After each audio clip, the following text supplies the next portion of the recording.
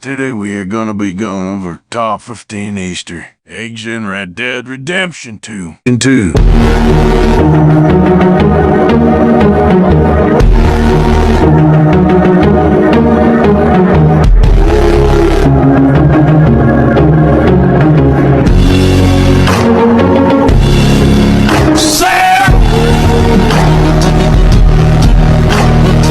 One of the strangest Easter is in Red Dead Redemption 2. Not because it is particularly out there, but because it is incredibly reasonable. You can find a tiny church just west of Lakey. That's it. That's the Easter egg. You choose to crawl inside if you want, but it's enough to simply see it. Maybe it's a church for children, or even a doghouse. That feels for creepier, actually. Never mind. Out at the top of the mountains, just to the south of the Gander and Grizzlies East, you'll be able to spot a classic Monk Desmond just chilling out on the edge of the mountain, meditating there. Not traditionally found him in Western games, but it's cool anyways.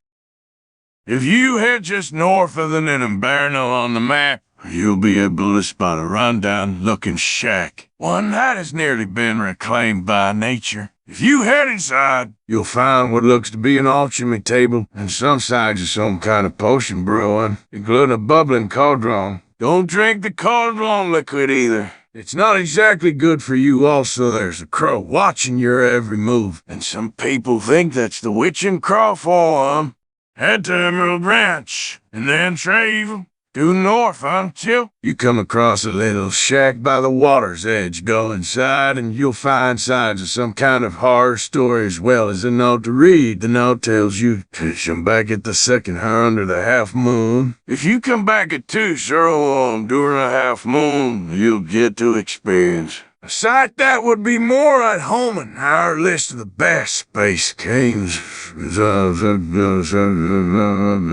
If you've played past Chapter 3 in the story, then you'll be unsurprised to learn that the Braithwaites are not good people. In fact, if you go to the western part of their estate, you'll be able to find a small elf house covered in chains. Beside lies one of the daughters of the family, screaming bloody murder on account of being locked away. Lighter than the previous entry. If you travel the Big Valley in West Elizabeth and head to the western part of it, you'll be able to find what appears to be a crashed airship of some sort. Could this be related to the aliens, or maybe it's a nod to the early flight attempts of humankind? Head to Angela and Big Valley to go northwest of it, and you'll find a strange obelisk sitting on the top of a hill. It could well just be a relic of some kind of civilization that came before, or it could be something more sinister. A curse. It could just be aliens again. They seem ever so busy. Back to Grizzlies East for this one, and we're scouring the mountains once more. This time we're heading slightly further south into the mountain range north of Moonstone Pond. You'll need to hunt around for the path up the mountain, and you'll find yourself in a small open or have a look around for a tiny trail that leads further up, and you'll eventually find some scaffolding. Clamber up the scaffolding to see what looks like the beginning of Mount Rushmore, but really has a dark secret, and I will go over that in the future if I do. Make your way to Evangelia and Big Valley once more, and then look around the trees on the western side of the lake. You'll find yourself face to face with a few trees that have had angry-looking faces carved into them. Remember, these are the faces of famous characters from the first game, but they don't all seem 100 recognizable, and it certainly is a creepy appearance.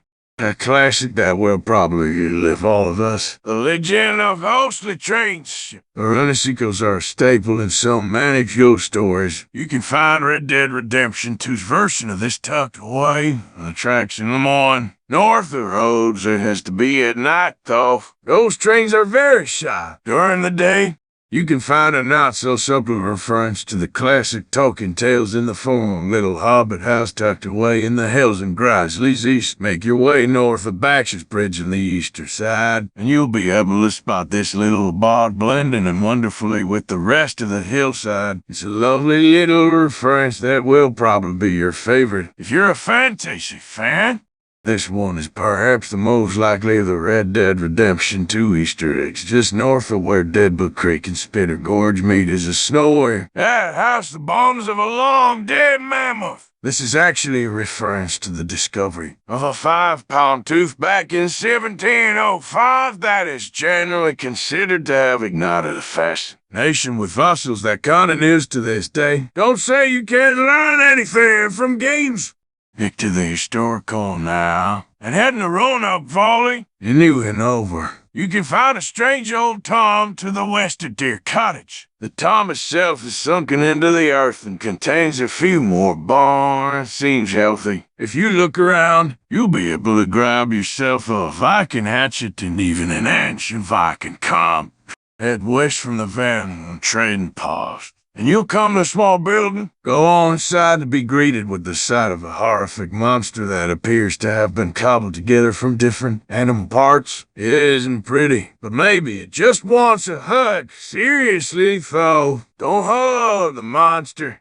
Finally, you can find another long-dead animal in the form of some wild bones to the west of Oangel. They're simply sitting half-covered on an outside, waiting to be found. Does that mean this whole array used to be part of the sea? Not so much spooky as it is a potential, not of the constant movement of land masses in the area. That's your reference? There.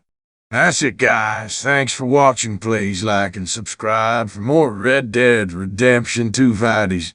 Also, next video is gonna be narrated by John Marston.